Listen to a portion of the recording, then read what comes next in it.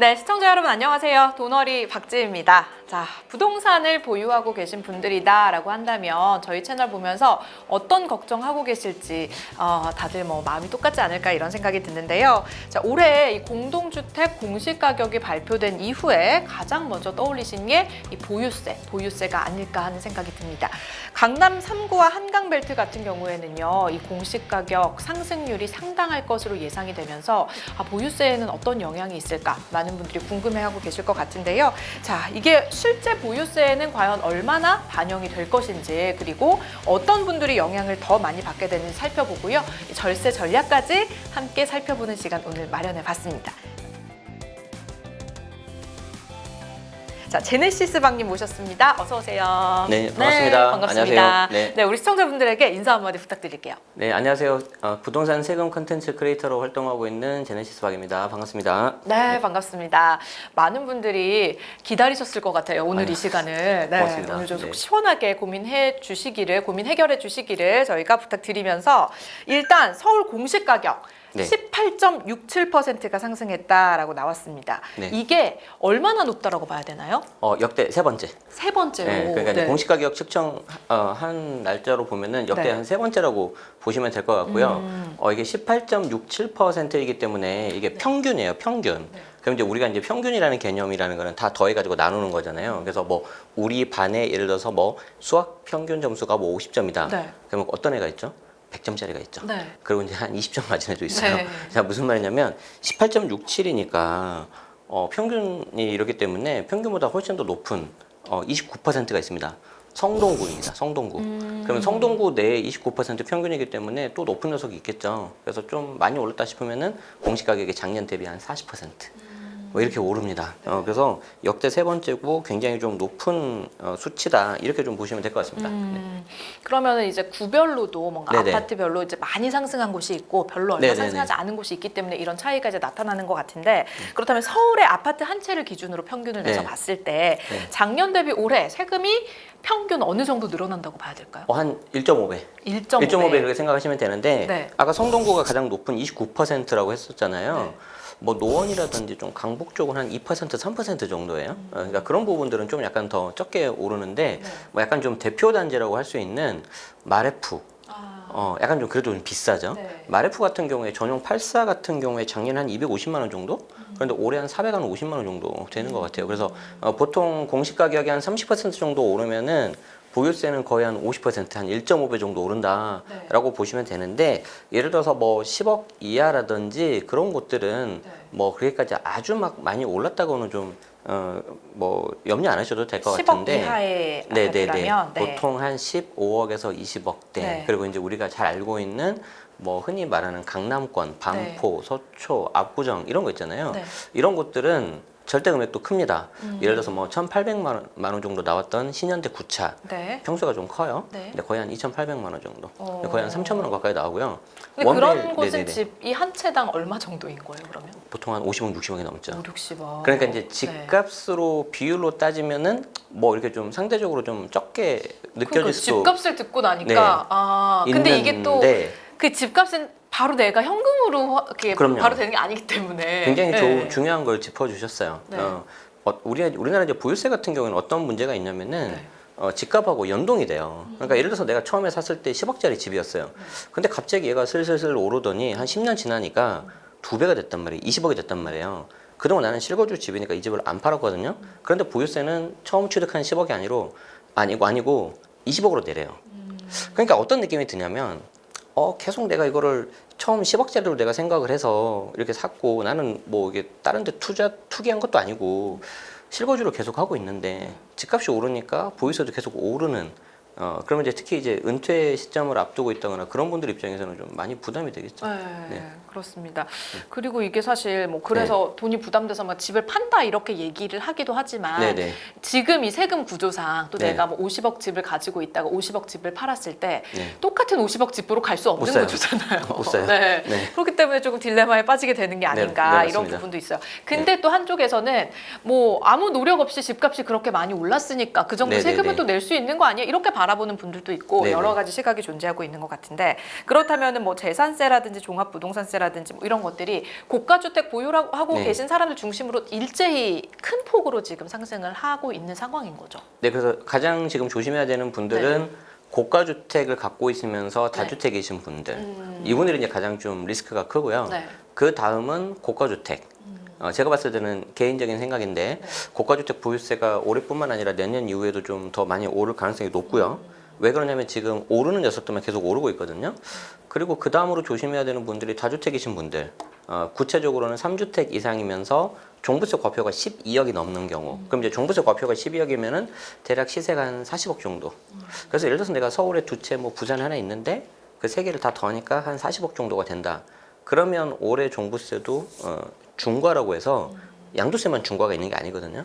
그래서 좀 세금을 좀 많이 내야 될 수도 있어요. 그래서 이런 분들은 좀 대응을 하셔야 되지 않을까 싶습니다. 그렇습니다. 그래서 고가주택 보유자이면서 다주택자이신 분들이 이제 네네. 가장 먼저 대비를 시작을 해야 되고 그리고 이제 그다음 내가 한 채를 가지고 있지만 이것도 좀 고가에 속한다라고 네. 한다면은 요건 역시 좀 대비를 하셔야 되는 건데 왜 이렇게까지 세금이 뛰는 건지 공시가격 상승률보다도 지금 세금이 더 많이 뛰는 구조인 거잖아요. 네, 맞아요. 이게 보유세가 되게 어려워요. 네. 일단 보유세는 크게 두 가지, 재산세하고 종합부동산세 이렇게 두 가지가 있는데 재산세는 좀 디테일하게 말씀드리자면 이제 지방세입니다. 그래서 지방자치단체에서 공시가격 혹은 기준시가를 기준으로 해가지고 거기에 이제 공정시장 가액 비율이라는 걸 적용을 합니다. 그래서 거기에서 이제 과표가 나오고 이제 세율 적용해가지고 이렇게 적용을 하는 건데 문제는 그 재산세 기준에서 나온 걸 그대로 종부세에서 가져와요. 근데 종부세는 또 국세예요. 그래서 이쪽은 관할부서가 세무서예요. 그러니까 이쪽에서는 구청에서 했어요. 송파구청. 근데 이쪽에서는 송파세무서에서 해요. 그러니까 여기서 틀리면 여기서 뒤쪽에서 다 틀리는 거예요. 어쨌든 계산도 되게 복잡하고 이중과세 이슈가 있기 때문에 종부세에서 재산세 부분을 빼는데 말만 들어도 되게 복잡하죠. 그런데 여기서 더 복잡한 게 뭐냐? 아까 말씀드린 공시가격, 시세의 대략 현재 한 70%입니다. 그런데 이 공시가격을 이제 시세 대비 뭐 80%, 90%까지 올리겠다. 그걸 현실화율이라고 하거든요. 과거 문재인 정부에서는 90%까지 올리려고 했었어요. 그래서 그게 하나가 좀 있고 두 번째는 뭐 공제금액, 세 번째 공정시장 가격 비율 여러 가지가 있는데 단순하게 말해서 집값이 작년에 많이 올랐어요. 집값이 많이 올랐기 때문에 거기에 시세 69%, 70%를 적용하면 공시가격이 무조건 오르죠. 그러니까 재산세, 종부세가 무조건 오르게 돼 있는 거예요. 근데 여기서 더 웃긴 게 뭐냐면 공시가격은 1년에 한 번씩 발표를 해요. 작년 1월부터 작년 12월까지 1년치를. 자, 그런데 우리가 서울 한강벨트, 마포 이런 데 보자고요. 작년에 많이 올랐잖아요. 근데 최근에 다주택자 양도세 중과한다고 약간 떨어지잖아요. 근데 이 떨어지는 게 최근 2월, 3월이거든요. 이건 반영이 안 돼요. 그러니까 무슨 말이냐면은 네. 내가 예를 들어서 팀장님하고 고가 면담을 해요. 네. 1월부터 10월까지 내가 엄청 잘했어. 거의 막 S야 S.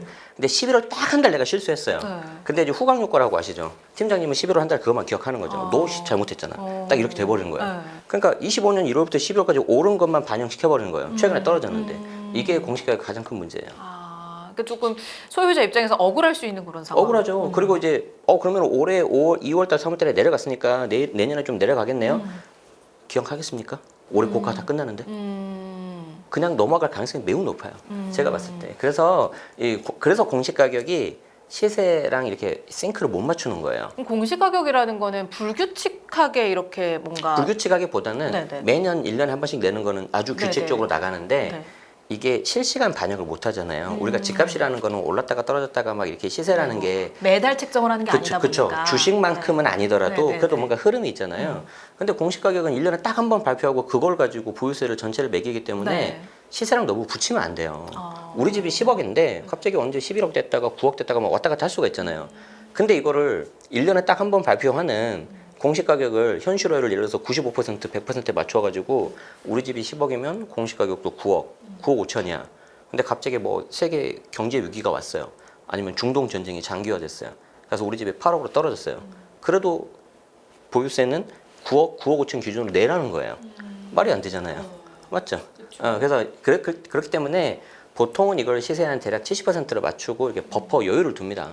역전되는 현상이라고 하거든요. 이걸 막기 위해서. 그런데 이걸 처음 올리려고 했던 곳이 이제 문재인 정부였었죠. 실제 90%가 맞추려고 했었어요. 그리고 그때 기준이 고가주택, 그 당시 기준, 시가 예를 들어서 뭐 잠실이라든지 강남에 있는 15억짜리 그걸 90%로 맞추려는 해가 작년 25년도였습니다. 그러니까 만약에 그대로 됐으면은 엄청나게 보유세가 올라갈 수가 근데 있었죠. 이게 지금 네. 현실화율 말씀을 하셨는데 그게 네네네. 지금 69%로 동결이 되어 있는 그런 상황 아닌가요? 네네네. 그렇죠? 그런데 그거를 네. 문재인 정부에서 올리려고 로드맵을 발표했다가 네. 이제 정권이 윤석열 정권으로 넘어가면서 그걸 이제 69로 맞추고 네. 다시 로드맵을 하려고 했는데 그게 법 개정까지 못 갔어요. 아. 그래서 이제 다시 이제 정권이 또 바뀐 거잖아요. 새 네, 정부가 네, 들어선 네. 거잖아요. 네, 그래서 네, 네. 이재명 정부에서도 분명히 뭔가 로드맵은 나올 거예요. 그런데 이제 90으로 할 거냐, 아니면 윤석열 정부에서 했던 70으로 할 거냐. 느낌 오지 않아요? 몇 퍼센트 할지? 그렇죠. 그리고 지금 정부에서는 또 이 보유세라는 네, 거를 네, 네. 이제 굉장히 그 마지막 카드로 생각을 하고 있기 때문에 네, 네, 네. 만약에 이게 잡히지 않으면 그 다른 것들도 또 같이 좀 올라갈 가능성이 더 높다. 이렇게 좀 예상을 해볼 수 있지 않을까? 네, 이런 맞아요. 생각이 들긴 그래서 하거든요. 앞으로는 여러분들이 보유세 굉장히 좀 대비하셔야 된다고 저는 말씀을 드리고 싶습니다. 그렇습니다. 근데 그렇다고 뭐 지금 잘 살고 있는 집을 네. 보유세 때문에 부담스러워서 팔거나 팔아요. 그럴 수는 없는 네, 거잖아요. 맞아요. 아까 말씀하신 것처럼 네. 팔고 다른 데 갈 데가 없어요. 네, 그러니까 이게 대출도 안 나오고. 뭐 10억짜리 집을 팔게 되면은 뭐 세금을 또 얼마를 내야 되는 것들이 있고 나중에 또 새로 내가 집을 살 때 취득세를 또 내야 되는 것도 맞아요. 있기 때문에 사실 한 단계 정도 낮춰서 갈 수밖에 없는 네, 그런 맞아요. 상황이 되지 않나 이런 생각이 드는데 아 근데 종부세 대상 가구도 또 급증했다 이런 기사도 있더라고요. 네. 이것도 뭐 다 같은 맥락인 건가요? 네네. 올해 거의 한 46만 7만 정도 예상을 하는데 네. 이게 언제 때하고 비슷하냐면 문재인 정부 당시에 보유세가 급등했던 시기가 21년도예요. 네. 그리고 22년도 이제 대선이 있어가지고 정권 넘어갔잖아요. 21년도 그때가 48만이가 됐었어요. 거의 그 수치하고 지금 비슷합니다. 아마 조만간 50만 넘길 것 같습니다. 그래서 무슨 말씀을 드리고 싶냐면 우리가 지금 인플레이션이 굉장히 빠르게 일어나고 있잖아요. 그런데 여기에 대한 법은 그걸 못 따라가고 있어요. 예를 들어서 양도세 고가주택 기준도 매매 가격 12억이고 기준시가 같은 경우 고가주택도 기준시가 12억인데 공제금액도 지금 9억 12억에 머물러 있거든요. 지금 못 따라가고 있어요. 그래서 종부세 대상 가구는 계속해서 급증할 수 있고 종부세 같은 경우에는 과거 노무현 정부 때 맞는 거였죠. 소위 말해서 부유세, 초부자를 대상으로 이제 과세하겠다. 그런 취지로 만들어서 상위 1%를 대상으로 했는데 이제 뭐 상위 1%가 아닐 것 같아요. 경제 인구가 뭐 한 2천만 명? 이렇게 봤을 때 상위 1%면은 2만 명? 2만 명도 안 되죠. 네. 그렇게 돼야 되는데 지금 벌써 40 몇만이잖아요. 그러니까 지금 거의 한 1% 넘어서는 거죠. 그래서 잘못하면 지금 뭐 상속세도 보통의 세금이라고 하잖아요. 집 한 채 갖고 있으면 나중에 상속세 낸다고. 종부세도 그렇게 될 수도 있어요. 그래서 여기에 그러니까 대해서는 이게 좀 네. 그 부동산 가격이 너무 많이 올랐기 때문에 맞아요. 벌어지는 상황인 거죠. 가격은 많이 오르는데 네. 거기에 대해서 법은 못 따라가고 있고 정확하게는 가격이 오른 게 아니고 네. 화폐 가치가 떨어진 거죠. 아 그렇습니다. 그래서 지금 뭐 이제 부동산 세금이라든지 네. 뭐 예전에 이제 뭐 공인중개소 수수료 같은 경우에도 뭐 몇십 년 전에 맞아요. 이제 책정이 된 거를 맞아요. 지금까지도 계속 하고 있어가지고 되게 논란이 네네. 됐던 적들도 있고 이제 그거를 손봐야 된다 뭐 이런 얘기를 또 많이 나왔는데 이것도 약간 비슷한 맥락인 것 같아요. 네, 그렇죠? 맞아요. 네. 네. 그러니까는 이게 시간이 변하고 세상이 변하면서 화폐 가치가 떨어지면 그게 반영이 돼야 되는데 반영도 그대로 되지 않고 있어서 일어나는 문제다. 이런 부분들도 좀 손볼 필요가 있을 것 같고 이렇게 되면은 결국 이제 타격이 가장 큰 거는 역시 아까 말씀하셨던 것처럼 고가주택 보유의 다주택자들인 건가요? 1차적으로는 그러겠죠. 그런데 이제 가장 큰 타격을 받는 사람들은 임차인이겠죠. 예를 들어서 네. 내가 애를 좀 이렇게 학군지에 키우고 싶어요. 뭐 우리 서울 같은 경우는 3대 학군지가 있잖아요. 뭐 대치동, 목동, 중계동 이렇게 있는데 뭐 그중에서 이제 대치동 인기가 제일 많지 않습니까? 그래서 대치동에 내가 들어가서 자가주택은 너무 비싸니까 잠깐 한 3, 4년 정도만 전세나 월세로 지내고 싶다. 근데 전세나 월세를 지내고 싶은데 보통은 거기에 이제 아파트들이 되게 오래됐기 때문에 좀 상대적으로 좀 싸단 말이에요. 그런데 문제가 뭐냐면 그거를 제공해주는 사람이 없죠. 제공해주는 사람이라면은 내가 대치동에 아파트가 하나 있는데 내가 다른 데서 살고 우리 집을 전세나 월세, 합군지를 원하는 사람을 위해서 사신성인의 마음으로 제공해주는 사람 없겠죠. 무슨 말이냐면 최소 주택이 2개 이상이 있어야 돼요. 다주택자란 말이에요. 그런데 보유세가 이렇게 많으면은 다주택 유지를 못 하잖아요. 그러면 내가 다주택 유지를 못 하니까 하나를 팔아요. 그리고 하나는 제일 좋은 거 남겨놓고 내가 그냥 거기에 대해서 실제 그냥 거주로 들어가 버립니다. 그렇다 보면은 내가 원하는 전월세가 줄어들겠죠. 그래서 임차인 분들께서 굉장히 좀 높은 가격으로 거기에 대해서 살아야 되는 그런 문제가 생기는 거고 만약에 보유세가 높은 상태에서 내가 이걸 못 파니까 나는 그냥 하나 실거주하고 있고 어쩔 수 없이 이거 내가 전세나 월세로 줘야 되겠다. 그런데 보유세가 올라가니까 집주인들이 어떤 생각이 드냐면은 소위 말해서 본전 생각을 해요. 나 이거 그대로는 못 내겠는데 세금을? 그러면은 전세나 월세를 올릴 가능성이 매우 높아요. 이거는 뭐 그냥 상식적인 수준이에요. 왜냐하면 모든 사람은 내가 가지고 있는 자산에 대해서 이걸 손해보고 싶은 생각이 1도 없어요. 그렇기 때문에 내가 그냥 매각하거나 들어가거나 아니면은 그냥 전월세를 올리거나 그래서 그 다음에 예상되는 게 보유세가 올라가잖아요. 임대차 보호법 관련해서 뭐 건드릴 거예요. 이건 거의 90% 이상이에요. 건드릴 수밖에 없어요.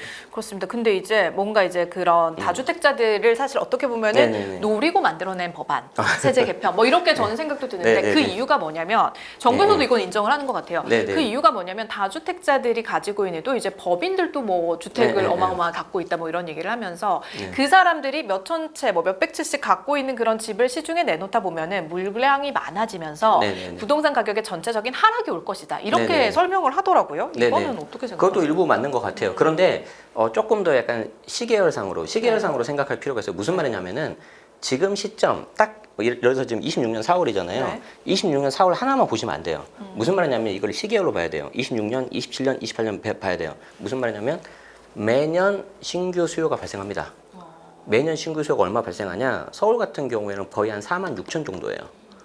매년. 자, 그러니까 아까 말씀하신 것처럼 저도 충분히 동의하는 게 일부 너무 지나치게 주택을 많이 보유하고 있다거나 아니면 그로 인해서 임차인한테 피해를 줬다거나 당연히 시정돼야죠. 그래서 매물이 좀 나와야 되는데 문제가 뭐냐면 두 가지가 있어요. 그걸 매수하는 임차인들이 뭐가 되죠? 지금 문제가? 대출이 안 나오죠. 그쵸. 대출이 안 나니까 사고 싶어도 못 사죠. 네. 두 번째, 나는 집이 없어서 그냥 전월세를 지내고 있었는데 우리 집 집주인이 보니까 보유세를 엄청 때려맞고 있어요. 어떤 생각이 들까요? 야, 나도 사면 저렇게 맞는 거 아니야? 안 사지 않을까요? 맞죠? 네. 세 번째, 무슨 문제가 있냐면 저는 열심히 돈을 모아서요. 뭐 대치동까지는 아니더라도 그 옆에 뭐 잠실, 송파, 강동 저는 이런 데를 좀 사고 싶어요. 제가 원하는 곳은 이쪽이에요. 근데 거기에 신규 주택 공급이 잘 안 되잖아요. 그러니까 사고 싶어도 못 사요. 맞죠? 네. 자, 그래서 다시 돌아와서 제가 시계열로 봐야 된다 그랬잖아요. 매년 4만 6천이 필요합니다. 서울 같은 경우에. 네. 내년 1만 호가 공급이 안 됩니다. 어, 그 다음에 그보다 더 적습니다.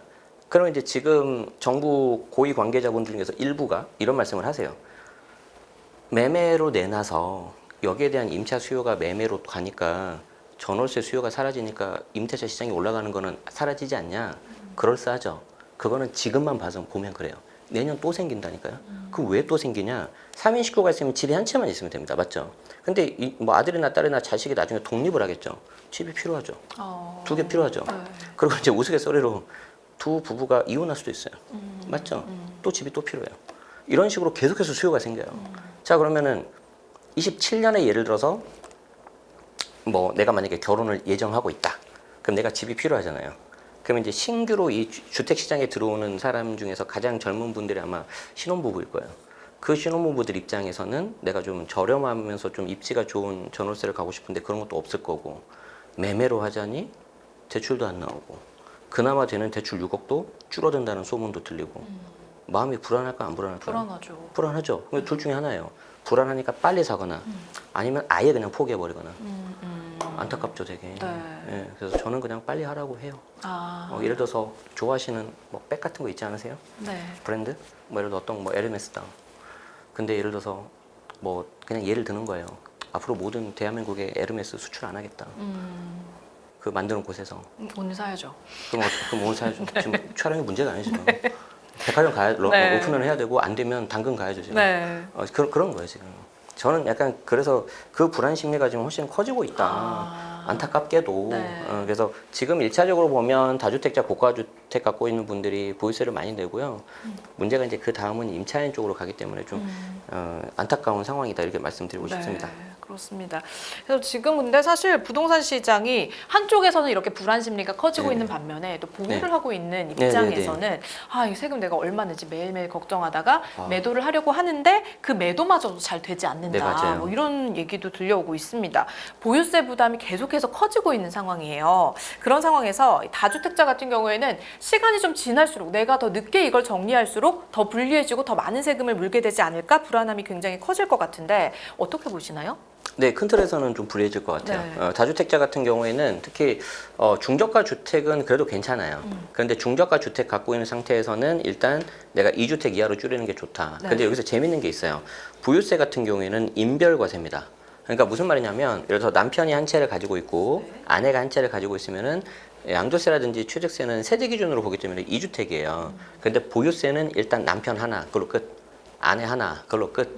그렇기 때문에 각각 하나씩이에요. 자, 그런데 예를 들어서 아까 말씀드린 것처럼 남편 세 채, 아내 세 채인데 세 개를 다 공동 명의를 갖고 있다고 해봐요. 그러면은 취득세, 양도세도 세 채고 보유세도 각각 지분이니까 세 채로 봐요. 그런데 세 채 같은 경우에 과거 문재인 정부에서는 그냥 중과를 바로 때려버렸고 보유세도 그리고 현재 정부 같은 경우에도 과표가 12억, 시세가 40억 정도 넘으면은 중과를 맞았거든요. 그럼 아까 부부 3주택인데 내가 갖고 있는 지분에 대해서 40억이 되려면 토탈 80억인데 그런 경우는 사실 많이 없잖아요. 그렇죠. 그래서 고가주택에서 다주택이면 정말 조금 대비가 필요하신 거고 다주택인데 내가 조금 중저가다 그러면 당장은 걱정을 안 하셔도 될 것 같아요. 당장은. 그런데 일단 내가 3주택이다. 내가 갖고 있는 지분 자체가 그러면 저는 좀 정리를 해야 된다.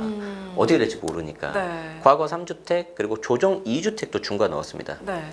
그래서 3주택이신 분들은 내가 이제 갖고 있는 걸 잘 봐야 돼요. 그래서 아 얘는 좀 이제 팔아도 될 것 같다. 그러면은 파는데 예를 들어서 뭐 서울에 주택 두 채가 있고 부산에 한 채가 있다고 가정을 해보겠습니다. 그러면은 아나운서 분께서는 세 채가 있는데 혹시 보유세가 걱정이 돼요. 그럼 서울 두 채랑 부산에서 어떤 걸 먼저 파시겠어요? 부산을 먼저 팔고 그렇죠? 그리고 그렇죠? 서울에서 조금 더 저렴한 걸 먼저 그쵸? 팔고 자, 네. 제가 들으신 말씀이 이거예요. 자, 우리가 지금 뭐든지 부동산 시장의 가장 큰 원인 중에 하나가 세금이 올라가는 것 중에 하나가 뭐냐면은 똘똘한 한치 현상이거든요. 네. 똘똘한 한치 현상에서 가장 지금 문제가 되는 게 바로 이 보유세 이런 문제도 있고 취득세 중과 때문에 그래요. 예를 들어서 취득세 중과를 1%가 갑자기 12%까지 12배가 되기 때문에 여러 개를 못 사요. 그렇기 때문에 이게 2020년 8월 달에 개정이 된 건데 아직까지도 전혀 뭐 바뀔 개정이 없단 말이에요. 그래서 앞으로 점점 지방 부동산은 쉽지 않을 거고 서울 외곽은 점점 외면받을 거고 이런 상태가 더 커질 거예요. 아, 그러면 똘똘한 한 채 서울 집중 현상이 더 커질 수밖에 없는 그런 상황. 당연하죠. 그게 강화가 되면 강화가 됐지 줄어들 가능성은 제가 봤을 때 전혀 없어요. 예를 들어서 이런 말 있잖아요. 인구가 주니까 뭐 우스갯소리로 이제 서울대, 연대, 고대 가는 거 쉬워질 거다. 지금 쉬운가요? 어렵죠. 더 어렵습니다. 어렵죠. 네. 제가 잠실에 이사 온 지가 한 6년 정도 됐는데 그때 석촌호수 때보다 지금이 사람 훨씬 많거든요. 인구는 줄어든다는데 네. 왜 그럴까요? 서울에 인구는 몰리니까. 줄어드는데 사람들이 갈 곳이 정해져 있어요. 원하는 곳들이 네. 속리단길 거기에 딱 똑같은 데만 간단 말이야. 그래서 다주택자이신 분들은 시간이 지나면 지날수록 보유세는 좀 올라갈 거예요. 그런데 특히 조금 조심해야 되는 분들이 고가주택 갖고 있는 분들. 그래서 이분들은 이번에 나온 정부 대책 중과 유예를 좀 했잖아요. 그때 일부 매각하시거나 아니면 개인적으로는 여력이 되시면 증여하시는 게 좋다. 그런 쪽으로 생각을 해보시는 게 좋겠습니다. 네, 그렇습니다. 그렇다면 내가 이제 다주택자라면 네. 뭐 증여까지도 생각을 해볼 만한 그런 상황인 것이고 만약에 1주택자들이라면 어떻게 네. 해야 되느냐? No problem. 사실 세금이 부담된다고 해서 무조건 No 파는 건 problem. 답은 아니고 문제 네. 없다. 근데 뭐 이런 예외는 있을 수 있어요. 예를 들어서 네. 내가 1주택자인데 뭐 정말 대출이 나왔을 때 소위 말해서 영끌을 했어. 네.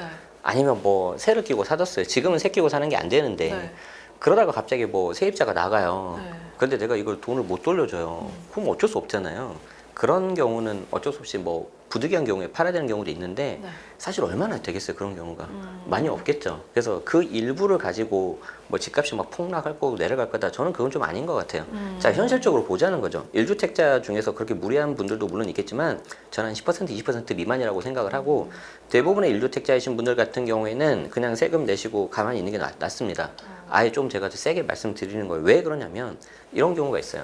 내가 15억짜리 집이 있는데 내가 집을 판다. 그런데 옆에 있는 비슷한 금액 15억이나 16억대로 간다는 거는 의미가 없잖아요. 아까 말씀하신 양도세도 내야 되지, 취득세도 내야 되지. 거래 비용이 오히려 더 들어간단 말이에요. 그리고 치명적인 거 뭐냐면 15억짜리가 이제 대출이 6억밖에 안 나와요. 16억짜리 가면 4억밖에 안 나옵니다. 그러니까 내가 15억짜리 종전했던 걸 팔고 단순히 1억만 내가 올라가려고 하더라도 대출이 안 나오니까 더 밑으로 가야 돼요. 불가능하죠. 그렇기 때문에 차라리 몇백 나오는 보유세는 그냥 내시는 게 맞고요.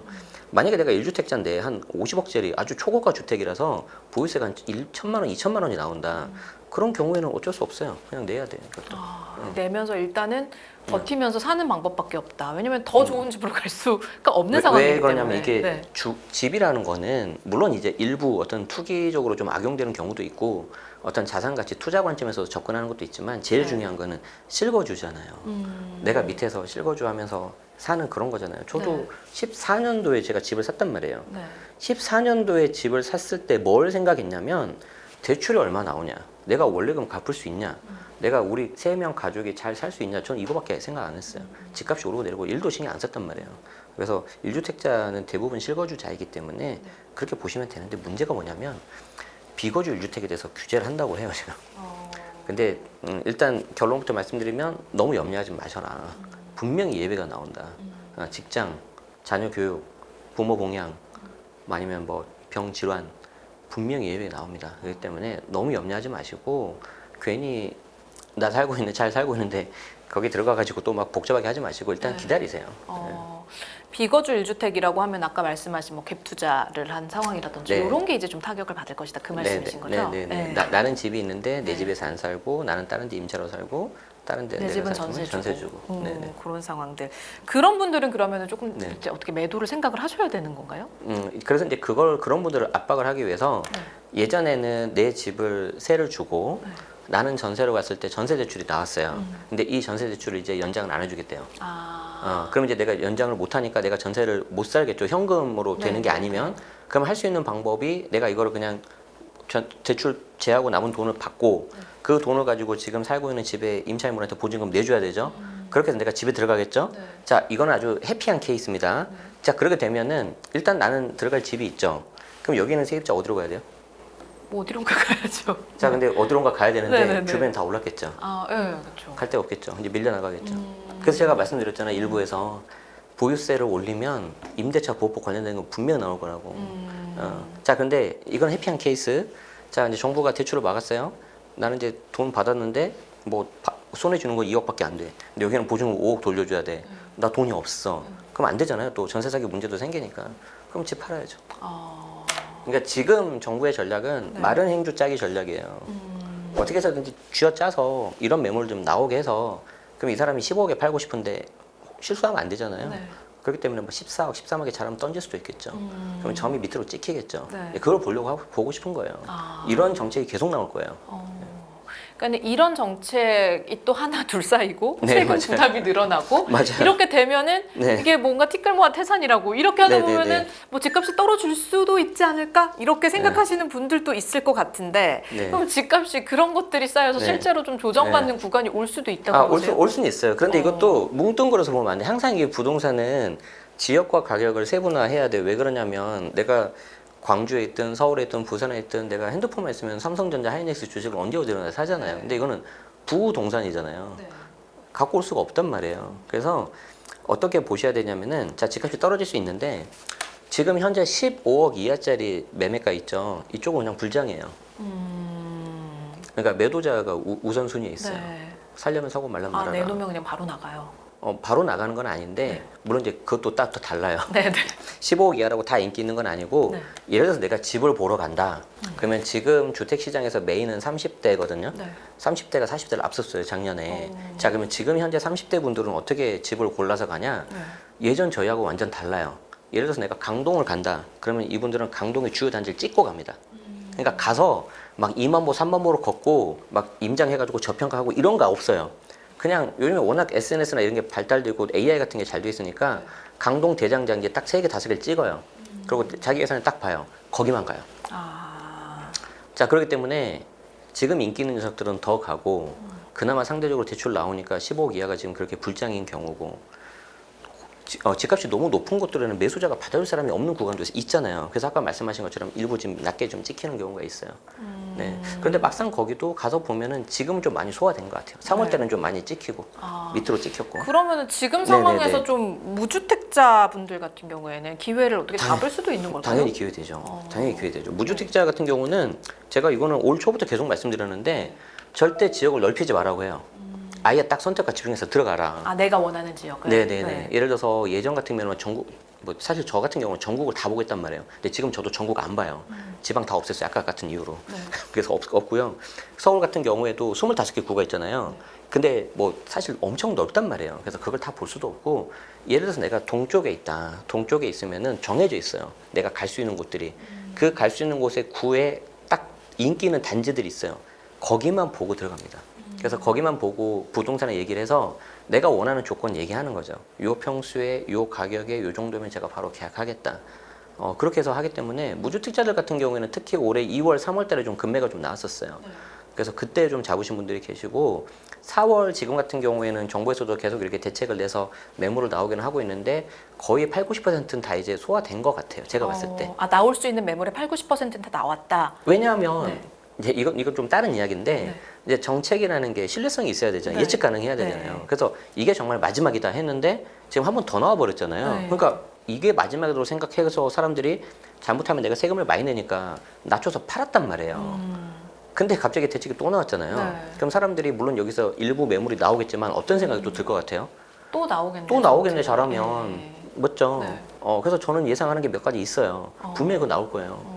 그럼 정책이 나왔을 때 신뢰가 떨어지게 되면은 그 정책이 네. 약발이 먹히지 않는 시점도 분명 올 거 아닙니까? 그런데 네. 뭐 이거는 이제 뭐 약간 부동산하고 다른 이야기인데, 네.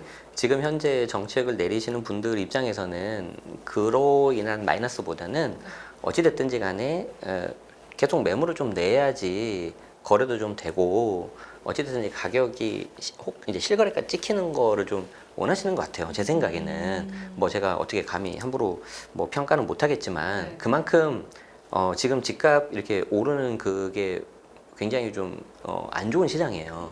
그리고 본인들도 다 아세요. 지금 서울 공급이 이제 어마어마하게 없습니다.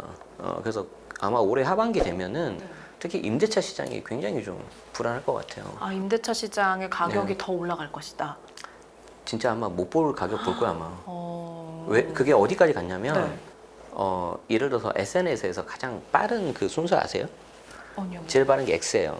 X. 네, 트위터. 아. 그리고 이제 거기서 좀 지나면 그다음에 인스타로 와요. 네네. 막 그런 순서가 있는데, 네. 그런 X라든지 요즘 이제 스레드 있죠. 네. 그런 거 보면은 어디까지 사람들이 얘기를 하고 있냐면, 고시원 아시죠? 고시원. 네. 고시원이 생각보다 수익률이 나쁘지 않거든요. 네. 지금 고시원 같은 경우에도 이제 뭐 예를 들어서 그 들어오시는 임차인 분이, 세입자 분이 이제 이용자가 오면 협상을 해요. 뭐 보통 원룸 하면 이제 샤워실하고 화장실 있는 거거든요. 그게 뭐 40만 원이다. 그러면 내가 여기서 좀 몇만 원 깎아달라, 이런 얘기가 되는데, 지금은 보이면 바로 안 돼요. 그 정도예요 지금. 이게 약간 좀 대부분 사람들은 야, 무슨 고시원 이럴 수 있는데, 지금 대단지 뭐 잠실이라든지 뭐 강동 이런 데 대단지에 보면 3천, 4천 세대인데 전세 그리고 월세 매물이 막 3건, 4건 막 이래요. 어마어마해요 지금. 거의 뭐 씨가 마른다. 정말 그래요. 그래서 지난주에 그 KB 부동산하고 했었어요. 네. 실제 데이터를 봤는데, 노원에 있는 3천 세대 전세 4개 있습니다. 성북구에 있는 SK 북한선시티, 걔도 한 3천 세대 넘거든요. 월세가 2개인가? 없어요. 이거 심각해요. 이거 되게 심각해요. 그러니까 내가 집값이 너무 올라서 대출도 안 나오고 또 보유세도 올린다고 하니까, 내가 뭐 지금은 내가 집을 매매는 좀 못하겠어. 나중에 급매도 나올 수도 있고, 왜냐하면 다주택자 던질 수도 있잖아요. 그건 좋은데, 내가 전세나 월세로 임차로 있으면 이건 당장 지금의 문제잖아요. 이게 만약에 올라버리면은, 생각보다 많이 오르면 꽤 많이 힘들 수 있습니다. 네, 그렇습니다. 그렇다면 지금 상황에서 아까 말씀하신 것처럼 오히려 지금 조금 이렇게 네. 간간히 던지는 매물들이 네. 나올 때 무주택자 입장에서는 조금 기회를 잡아보는 것도 하나의 방법이 네. 되지 않나요? 물론 이제 자금력이 충분하다면 살 거 많으면 돼. 그렇습니다. 그러면은 네. 이제 뭐 임대차 시장이 네네네. 불안해진다라고 한다는 거는 네네네. 그 가격이 매매가를 또 밀어 올릴 수도 있다는 그렇죠. 거잖아요. 네, 사실은 그러면, 이제 네. 우리가 지금 전세 비중이 줄어들긴 줄어들지만 전세 자체가 아예 없어진 게 아니기 때문에, 네. 보통 전월세 거래 비중을 보면 5대5 정도였거든요. 전세가 더 많거나. 근데 최근에 보니까 월세 비중이 거의 한 70 가까이 가더라고요. 3대7이에요, 3대7. 자, 그러면은 이제 어떻게 되냐면은, 월세는 사실 상방이 뚫려 있기 때문에 막 계속 갈 수도 있단 말이에요. 그리고 이제 그래도 이제 그 월세를 환산해 가지고 전세로 바꾸면은 얘가 또 밑에 하방 그 지지 역할을 하기 때문에 보통 우리가 IMF라든지 금융위기라든지 22년, 23년 그때 떨어진 거 보면 보통 20%, 25% 떨어져요. 집값이. 네. 그래서 뭐 한 10% 내외로 떨어졌다. 그러면 저는 그건 좋은 기회라고 생각이 들고 뭐 예를 들어서 우리가 요즘에 맞벌이 많이 하시잖아요. 맞벌이 많이 하는데 주담대를 내가 한 4에서 5억 정도 받으면 한 5억 정도 하게 5억 정도. 5억 정도 받으면 월급 한 달 나가는 게 한 250만 원 정도 나가는 것 같아요. 그러면 거의 한 달 한 명 거 월급 나가고 한 명 걸로 생활하는데 뭐 월세 150, 200짜리 지금 흔하거든요 지금. 그냥 차라리 월세 내신다 생각하고 그냥 그렇게 해서 저는 내 집 마련하는 게 뭐 어떨까 제 생각은. 물론 이제 세금하고 상관없는 이건 이제 투자 관점 얘기인데 그때 내가 만약에 10억 내로 집을 사잖아요. 여기서 키 포인트가 있습니다. 뭔지 아세요? 언젠가는 부동산 꺾여요. 주식도 마찬가지고 영원히 오르는 시장 절대 없어요. 자, 부동산이 꺾이잖아요. 네. 그럼 우리 집이 8억에 내가 샀는데 10억이 됐어요. 네. 근데 꺾여서 9억으로 가요. 근데 내가 가고 싶은 15억짜리는 더 떨어져요. 그러면 그때 떨어지면 네. 대출 규제 아니면 뭐 토호제 이런 거 풀립니다. 이게 곡소리 난다는 거죠. 그때 내 거 털고 나와야 되거든요. 근데 내 거 털 때 팔려야 돼요. 가격 낮춰서. 그래서 제가 한 가지 힌트를 드릴게요. 숙제. 내가 가고 싶은 단지에 네이버 부동산 거기를 보면 실거래가 점이 찍혀 있어요. 네. 보통 5년 디폴트로 돼 있거든요. 네. 7년으로 바꾸시고 네. 22년, 23년 이렇게 뚝 떨어진 구간이 있어요. 네. 거기에 점이 있는지를 보세요. 내가 가고 싶은 아파트가 아니면 네. 지금 내가 전세로 살고 있는 아파트가 점이 있으면 어떻게든 내가 가격을 낮추면 팔린다는 거예요. 그럼 내가 탈출하고 내가 더 좋은 데로 갈아타야 돼요. 대출 받아서. 오히려 이게 떨어질 때 그렇죠. 네. 상승 장기 힘들어요. 네. 그런데 그 옆에 단지를 보면 거기가 하얗게 점이 안 찍혀 있고 갑자기 뚝 떨어져서 밑에 찍힌 게 있어요. 이 말은 무슨 말이냐면 가격 방어가 되는 게 아니고 안 팔려요. 그런데 들어가시면 안 돼요.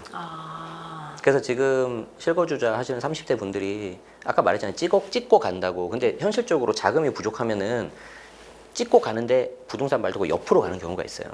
근데 잘못 가면 완전 물려버려요. 진짜 조심하세요. 네. 그러니까 내가 보기에 좋은 물건이 남들이 보기에도 좋다 이런 말도 있잖아요. 당연하죠. 예를 들어서 뭐 차은우 씨, 박보검 씨 보고 누가 안 생겼다 그러겠어요. 다 잘생겼다고 그러죠. 네. 맞죠? 누구나 탐내는. 맞죠. 그러니까 그런 거 고르세요. 그런 거. 그래서 이거는 딱 내가 골랐는데 친구들한테 물어봐요. 네. A 아파트가 있는데 10명 중에서 8명이 좋대. 근데 B는 10명 중에서 5명이 좋대. 네. 무조건 A 가는 거예요. 그래야 나중에 잘 팔아요. 사람 보는데 똑같아요. 그렇죠. 내가 뭐 평생 살 생각으로 들어가는 집이라고 해도 당연하죠. 방금 네. 엄청 중요한 말씀하셨어요. 꼭 그 첫 집에 쓸데없는 그 과도한 애정을 넣는 분들이 있습니다. 평생 살 거라고 막 네. 인테리어 다 하고 네. 그러실 필요 없습니다. 3, 4년만 지나보세요. 집에 하자들이 보입니다. 이걸 내가 왜 샀을까? 저도 그래요. 저 첫 집 지금도 가지고 있거든요. 후회하고 있습니다. 내가 이런 거 왜 샀을까 이거. 다 그래요 원래. 그래서 갈아타게 하는 거예요. 그래서 갈아타게 하다 적당히 가시고 뭐 주택수 당분간은 하나로 가시고 그 다음에 이제 월세 받는 걸 연구해 보세요. 그게 주택도 있을 수 있고 비주거용 건물도 있을 수 있고 요즘 이제 금융상품 워낙 잘 돼 있잖아요. 그래서 배당주 같은 걸 세팅하는 거죠. 그러면 우리가 이제 무주택자분들 얘기를 하고 있으니까 네네. 무주택자분들 입장에서 지금 시점에서 좀 눈여겨볼 네. 만한 그럼 서울 내 지역은 어디가 있을까 궁금하다면 어떻게 답변을 해주시겠어요? 그냥 이게 처음에 큰 그림을 그려야 돼요. 네. 예를 들어서 서쪽이다 동쪽이다. 네. 그럼 지도 딱 펴놓고 보이시죠? 네. 동쪽. 그냥 동쪽. 네. 동쪽. 동쪽인데 동쪽도 이제 위아래가 있지 그렇죠. 않습니까? 좋은 질문입니다. 자, 동쪽에서 위냐 밑이냐? 밑에. 밑에. 네. 밑으로 가야 확장 가능성이 넓어지죠. 네. 우리는 저 밑에 영통까지 갈 수도 있거든요. 왜냐하면 처음부터 서울 살기 힘들어요. 맞잖아요. 저도 그랬고. 그러면 이제 어디로 해야 되냐? 8호선을 보시면 좋을 것 같아요. 신분당선 너무 좋아요. 신분당선은 제가 이제 용인수지에 살았었기 때문에 실제 뭐 실거주도 했었고 그래서 너무 좋은데 다 많이 안단 말이에요. 그래서 최근에는 8호선. 8호선 보면은 위쪽으로 이제 구리 다산이 있고 밑으로는 구성남이 있습니다. 구성남, 그 산성역, 장지역 뭐 이쪽 말씀. 산성역하고 네. 단대 오거리. 장지 거기 이제 서울이잖아요. 네, 그렇죠. 근데 좋죠. 근데 그거 비싸니까. 비싸니까. 그래서 뭐 예를 들어서 뭐 산성역 포레스티아 같은 경우는 아까 말한 점 많이 찍혀 있어요. 내려갈 파랗게. 때 팔리는 곳이군요. 거기 인기 되게 많아요. 저 없어요. 오해하지 마요. 네. 근데 그게 제가 봤을 때 작년에 5구짜리 24평이 8억에서 9억 정도, 9억에서 10억 정도를 샀어요. 지금 다 올랐어요. 거기 34평이 거의 한 15, 16억 정도 합니다. 어마어마해요. 서울 어지간한 것보다 더 좋아요. 그리고 바로 위쪽이 위례잖아요. 그리고 좀만 더 가면 강동 고덕가 가고 그래서 이렇게 오른쪽 보시면 되고 이제 저 밑으로 내려가면은 이제 워낙 또 이제 광교 이쪽 비싸니까 영통으로 좀 보셔도 나쁘진 않을 것 같고 그리고 이제 밑에 더 내려가면 좀 가격이 내려가야 되는데 동탄이 딱 버티고 있습니다. 동탄 신도시 동탄역에 있는 인근 신축이 지금 거의 한 20억 정도 합니다. 국평이 너무 많이 올랐죠. 그래서 이제 그런 것도 좀 보셔야 되는데 이게 과연 떨어질 거냐? 저는 더 오르는 거는 좀 모르겠는데 최소한 떨어지진 않을 것 같아. 왜 그러냐면 오른쪽에 무슨 회사가 있죠? 삼성. 영통에 삼성전자 네. 있죠. 저쪽 오른쪽에 가면 이천에 가면은 하이닉스가 있어요. 어. 지금 하이닉스 소문 나고 있죠. 성과급 1인당 얼마 받을 것 같다고. 맞아요. 삼성전자는 그분들은 집 한 채씩 사시겠던데요, 또. 삼성전자는 거의 한 3년 정도 그게 수주를 다 받았대요. 이게 정해져 있어요. 네, 앞으로 3년 거리가 그 특별한 문제만 없으면 그럼 이 사람들이 성과급 막 몇 억씩 받을 건데 네. 뭐 할까요? 집 사겠죠. 그렇죠. 그럼 어떤 집을 살까요? 아까 말했잖아요. 어차피 우리는 하나밖에 못 사요. 네. 에르메스 백 하나밖에 못 산다니까. 옛날에는 평일은 구찌, 주말은 샤넬이었는데 다 필요 없어 이제. 그냥 에르메스 하나 사서 온종일 올데이 들고 다니면 돼. 맞죠? 지금 그런 세상이잖아요. 네. 하나만 고릅니다. 그러니까 이왕이면 좋은 거 갑니다. 그러면 딱 정해져 있어요. 네. 그래서 밑에 동탄으로 시작해서 광교, 그리고 위쪽으로 가면은 구성남, 구성남 인기 되게 좋고요. 그리고 좀 올라와서 서울 쪽 가면은 이제 워낙 이제 강동 고덕 쪽이 좀 비싸잖아요. 그러니까 이쪽으로 옆으로 가버려요. 하남 미사. 그리고 이제 고덕 같은 경우에는 아까 말한 삼성, 하이닉스, 통근 버스를 보십시오. 우리는 성과급을 못 받으니까 그 회사의 통근 버스를 보는 거야. 어디서 쓰는지. 아. 그리고 그 쓰는 곳의 주변의 아파트가 뭐가 좋은지 그러시면 됩니다. 통근 버스가 서는 단지. 그렇죠. 네. 통근 버스가 쓰는 단지, 대단지, 평지, 준신축, 그리고 학군, 그럼 끝납니다. 그쪽은 어떻게 보면 그냥 지하철보다 통근 버스가 더 당연하죠. 힘이 있을 수 있겠네요. 당연하죠. 저기 목동까지도 가요. 그럼 통근 버스가 맞나요? 와. 통근버스 노선도를 입수하세요. 아, 그렇군요. 안 그러면 이제 저 위에 구리다산인데 구리다산도 8호선에 있어서 되게 좋고 다만 이제 너무 오래된 거는 저는 조금 약간 비추 그렇게 되고 저는 좀 그래도 부담된다 그러시면은 이제 판교를 잇는 월판선이라고 또 있어요. 저쪽 시흥에서부터 와요. 시흥은 좀 머니까 조금 옆으로 가서 안양 평촌. 평촌은 원래 이제 분당과 같이 있었던 일기 신도시잖아요. 근데 평촌 비싸다 그러면은 옆에 그 만안구 있어 만안구에 인기 많은 단지 있습니다. 점 잘 지키는 단지. 뭐 저희 채널에서도 몇 번 말했는데 뭐 거기 한번 좀 보시면 좋을 것 같고 살 거 많아요. 네. 일단 거 많아요. 일차적으로는 동남권에 좀 주목을 해야 되네요. 동남권. 네. 어쨌든 경부 고속도로에서 벗어나지 마라. 네. 그리고 이제 서울의 일자리가 결국에는 강남에서 이렇게 많이 퍼지잖아요. 네. 그래서 좀 그렇게 보시면 저는 좋을 것 같습니다. 그렇습니다. 삼성이나 하이닉스 통근버스 라인 주목을 해보시고요. 네네. 8호선 라인 그리고 월판선까지 얘기를 네네. 해주셨습니다. 그래서 네. 내가 무주택자다라고 한다면은 이곳에서 내가 가지고 있는 이 자금 여력으로 살 수 있는 곳이 있는지 지금 시점에서 기회를 좀 노려보는 것도 좋을 것 같다라는 이야기 저희가 정리를 해봤고요. 자 그렇다면 마지막으로 네네. 지금 시점에서 가장 중요한 판단 기준 한 가지만 좀 짚어주신다면 어렵다. 어떠실까요? 물론 이것도 이제 케이스마다 다르니까 처방이 다르게 가야 되긴 하는데 네. 화폐만 들고 계시지 마시고 네. 자산을 좀 갖고 계십시오. 화폐 가치는 계속해서 떨어지기 그게 때문에 주식이든 네. 부동산이든 네. 요즘에 또 뭐 주식 시장도 장이 좋잖아요. 그래서 이제 그거랑 부동산이랑 좀 적절하게 믹스하시는 거 추천하고요. 네. 그렇지만 이제 부동산은 투자 관점에서도 있지만 내가 아까도 말씀드린 것처럼 실거주를 하는 곳이기 때문에 좀 그런 관점에서 좀 접근하시면 좋을 것 같아요. 그리고 뭐 투자 시장에 워낙 유명한 말이 있잖아요. 뭐 정책에 맞서지 마라, 소나기는 피해라. 그래서 단기적으로는 정책에 좀 영향을 많이 받기 때문에 너무 무리하게 하지 마시고 다만 중장기적으로는 수급에 수렴할 수밖에 없습니다. 그래서 그걸 좀 보시면서 내가 현재 임차인이든 1주택자든 다주택이든 어떤 식으로 갈지 그걸 좀 잘 보시면 좋겠고 무주택이신 분들은 그래도 아까 화폐 가치 하락, 방어 그리고 실거주 이런 것들을 고려했을 때 굳이 내 집 마련을 미룰 필요가 있을까 이런 생각이 들고 다주택이신 분들은 이제 또 너무 되게 맞서서 하지 마시고 부의세가 좀 많이 올라갈 것 같아요. 그래서 이제 옥석을 가리시기 바라겠습니다. 그렇습니다. 그래서 결국에는 내가 1주택자든 다주택자이든 똘똘한 한 채를 남기는 방향으로 좀 네네. 방향성을 그렇게 잡고 가는 게 좀 현명할 것 같고, 저희가 이제 무주택자분들 같은 경우에는 이제 눈여겨보실 만한 지역이라든지 또 지역에서 내가 마음에 드는 단지를 봤을 때 그 단지의 7년간의 그런 거래 내역을 보시면서 하방 압력이 강할 때 점이 찍힌 실거래가 이루어진 곳, 그런 단지를 중심으로 매수를 하시면 그래도 그나마 실패를 좀 줄일 수 있는 그런 방법이 될 수 있겠다, 이렇게 정리를 해드리도록 하겠습니다. 저희가 보유세 관련 얘기를 하면서 네. 굉장히 많은 부분들까지 같이 짚어봤는데, 어쨌든 앞으로 현 정부 안에서는 계속해서 이 세금 관련된 거는 푸시가 계속 있지 않을까. 아마 네. 7월 이후에 더 많아질 것 같습니다. 네. 그때 이제 세제 개편이 좀 세게 좀 나올 것 같아요, 제 예상에. 네. 그래서 그때 좀 보시면서 좀 대응하시는 거 필요하다고 봅니다. 그렇습니다. 일단 단기적인 계획은 오늘 저희가 방송에서 세워드린 것 같고요. 한 7월 정도 더운 여름이 됐을 때 그때 또 새로운 대책이 나오게 되면 저희가 한 번 더 모시고 네. 얘기하는 시간 가져볼 수 있었으면 좋겠습니다. 네, 오늘 저희가 이렇게 내 세금 관련해서 앞으로 어떻게 현명하게 전략을 세워볼지 제네시스 박민수 대표님 모시고 얘기 나눠봤습니다. 대표님 오늘 말씀 고맙습니다. 고맙습니다.